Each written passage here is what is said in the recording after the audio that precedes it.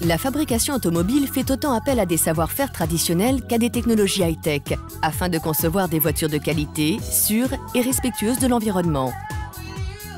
Et PSA Peugeot Citroën a plus de 100 ans d'expérience dans ce domaine. Chaque jour, plus de 10 000 voitures Peugeot et Citroën sortent des usines du groupe. Pour réaliser cette prouesse, 1000 métiers et près de 80 000 hommes et femmes combinent leur savoir-faire et leurs compétences. Dans les bureaux de style et les centres d'études, les ingénieurs travaillent à l'élaboration de nouveaux modèles. Ils imaginent dans le plus grand secret des concepts innovants et anticipent les contraintes techniques de leur fabrication. C'est dans le centre de production que se matérialise le nouveau modèle.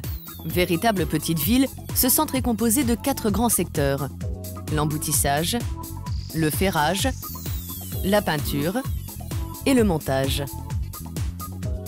Une voiture est un puzzle de près de 10 000 pièces, réalisé en moins de 30 heures.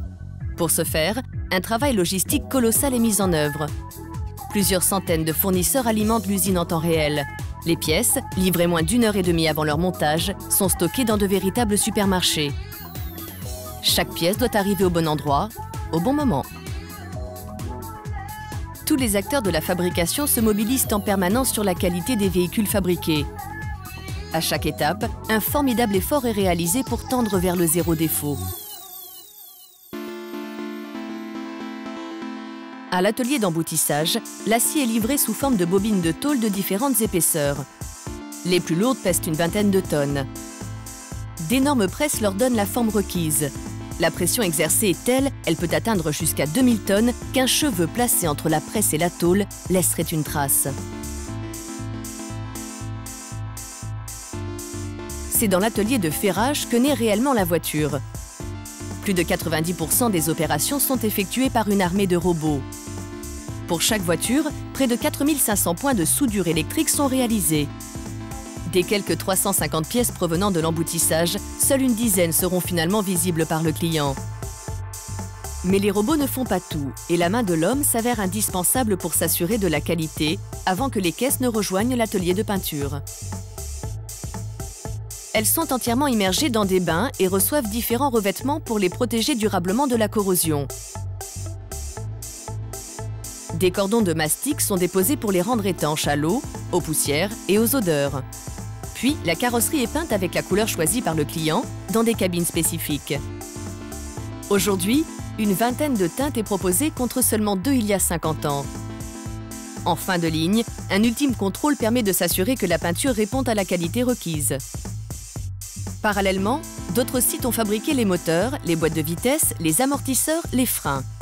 Fondus, forgés puis usinés et assemblés, pièces et organes mécaniques rejoindront leur carrosserie au montage. Le montage débute par la dépose des portes afin de faciliter les opérations à l'intérieur du véhicule. Sont d'abord installés les faisceaux électriques et différents isolants. Puis, c'est la pose des vitrages, pare-brise et lunettes arrière. Sur des lignes parallèles, les différents éléments sont assemblés, comme les éléments mécaniques et la planche de bord. Et tous ces éléments convergent vers la ligne principale. On marie ensuite les éléments mécaniques et la carrosserie. Sont ensuite montés le volant, les sièges, les pare-chocs et les roues. En fin de ligne, les portes retrouvent leur caisse d'origine.